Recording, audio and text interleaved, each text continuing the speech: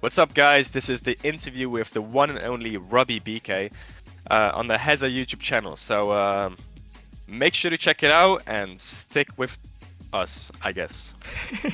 Nice. So my name is Robbie, aka RobbieBK, I guess. I am the in-game leader currently for Team GTZ, and I'm stuck in Yoru, or not Yoru, that's what Cam always says. I'm stuck in Fade and Silver Jill for the team. Very nice, very nice. So you started out in regional competition, of course, for Human Tripwires. How exactly was that experience? Obviously, it's a different region to what you play in now. Things have changed a bit since then, of course. What was your first real experience of playing at like a tier 2 challengers level? I loved it.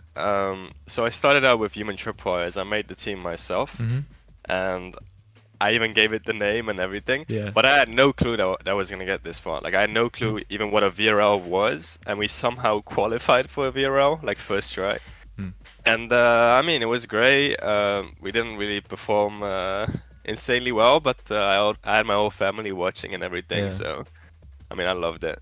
Nice. Would you say that your family are big supporters of what it is you do in esports then? Because I know quite a few people sometimes don't always have that same kind of backing behind them.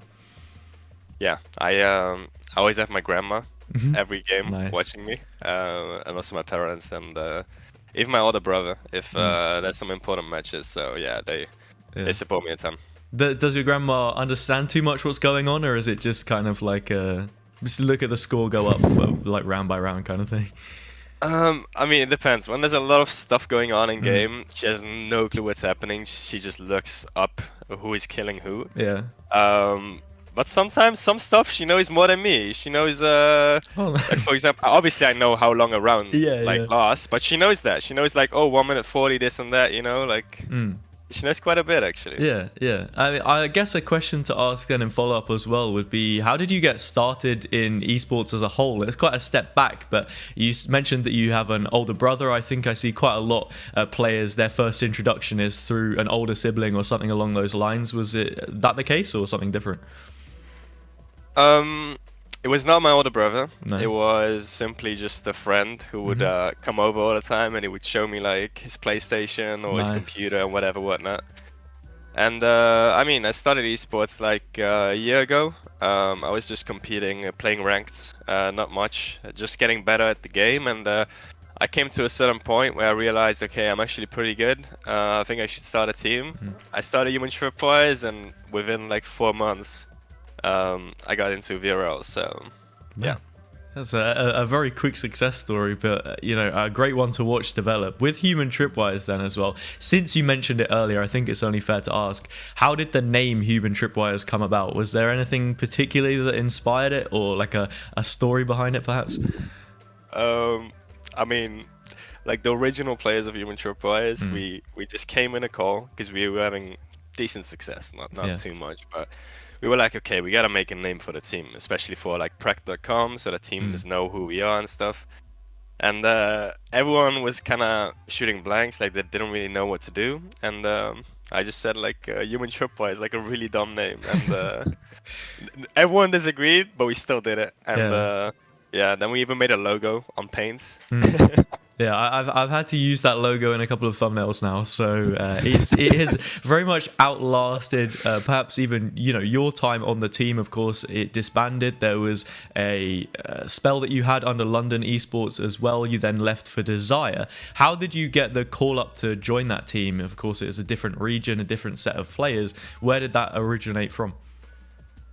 So I knew Loan because I did trials with a team, and he knew I was really good, or at least he wanted me to have in that team.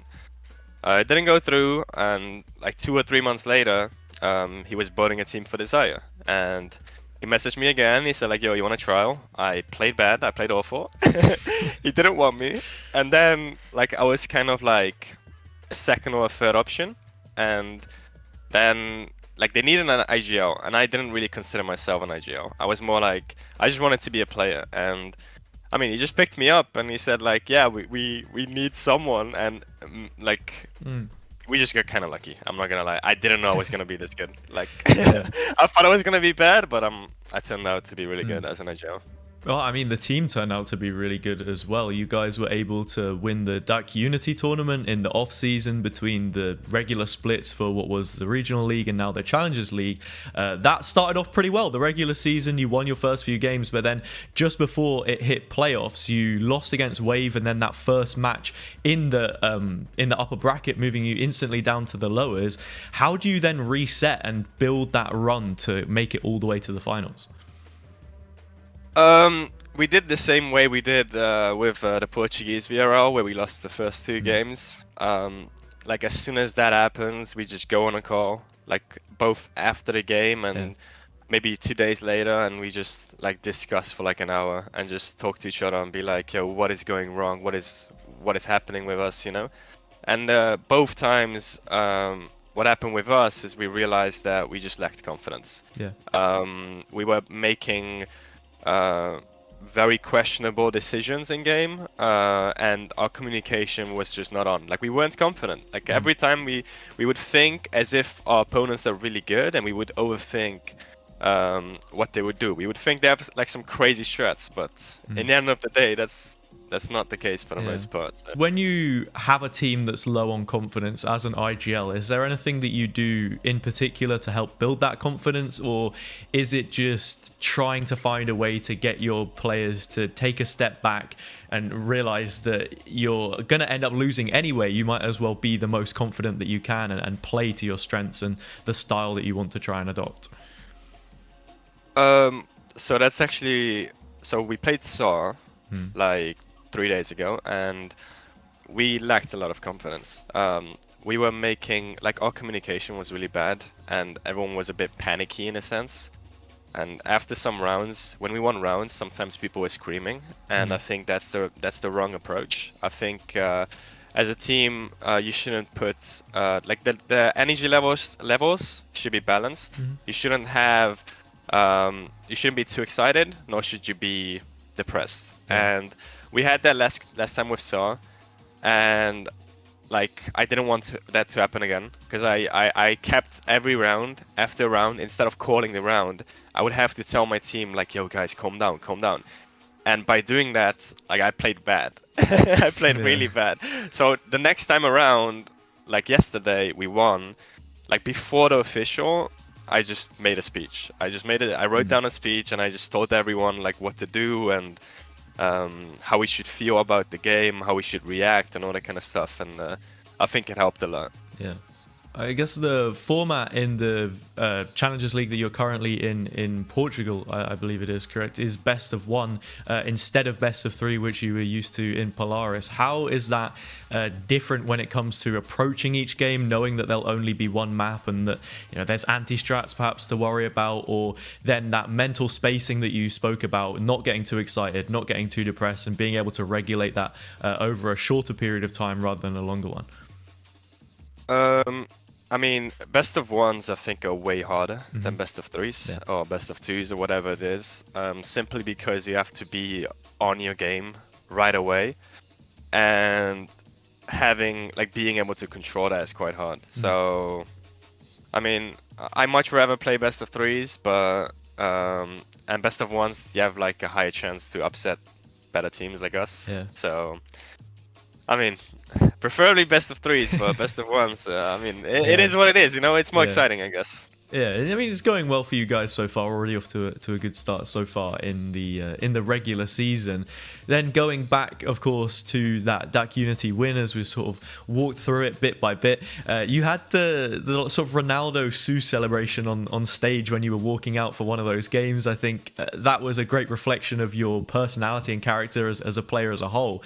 Was that pre-planned? Did too much thinking go into it, or was it just like 5 minutes before you got on stage, you know what, let's just do something stupid?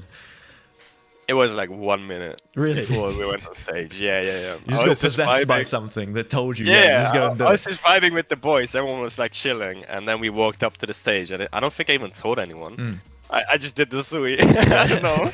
I saw the crowd. I'm like, I have to do it. Yeah. Were you worried for a moment that because you're spinning around that you might like fall over or something might happen or?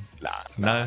I didn't think about that. No. Have you played in any other sports professionally, semi-professionally before? Like, had you got an original sports background, a football background, maybe that has helped you play against those bigger audiences? Not really. I mean, I've played football like everyone else, and I've done like 1 year of MMA. I've even had a fight. I lost, but we don't talk about that. I mean, not too much experience. I used to be like very anxious back in the day. I was like afraid to even talk to people at the store or whatever. Like anxious about a lot of stuff, and nowadays, like through esports, I think I've become really good at managing those sort of feelings. Yeah, I think I can sort of empathize with that quite a bit because I was the same sort of growing up, and now I'm in a front-facing broadcast role for, Polaris, which means that you do have to talk to quite a lot of people, I guess, in one sense in an online way, and I guess that's probably the same for online officials, but then in a LAN environment, it's different because suddenly you've got a bunch of players in front of you, or a bunch of people watching, prospective players as well, I guess. So it's a completely different environment. Then coming into the final, you were able to just blitz Ovation 3-0. Walk me through what that was like. Was the audience a big factor in the confidence that you guys had and really running through that game? Yeah. I mean, every time I won a clutch or anything, I stood up. I don't know why. Every time I would go like this and stand up. There was a thing that I kept doing throughout the whole tournament. Yeah. But I think we had a really good read on the first game that we played against them. Like, they were playing Neon, and we watched their VOD like the night before. Yeah. And they just kept pushing everything on defense. So we literally set AFK and spawn every round.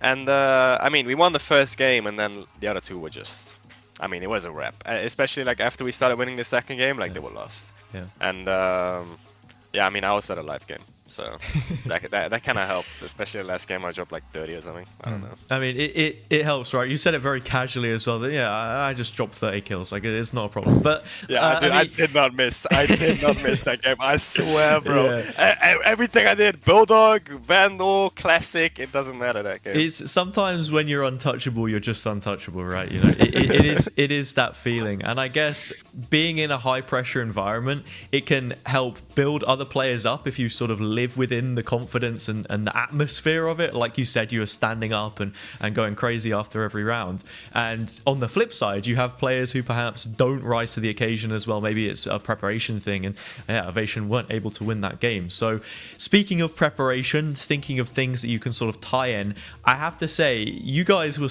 quite the pioneers for some Yoru comps that we've seen floating about. What were the decisions behind that? And as a more supportive player yourself in the roles that you play, what's it like playing alongside these kinds of aggressive Yoru players? What's the best way to really set them up and work in that team environment?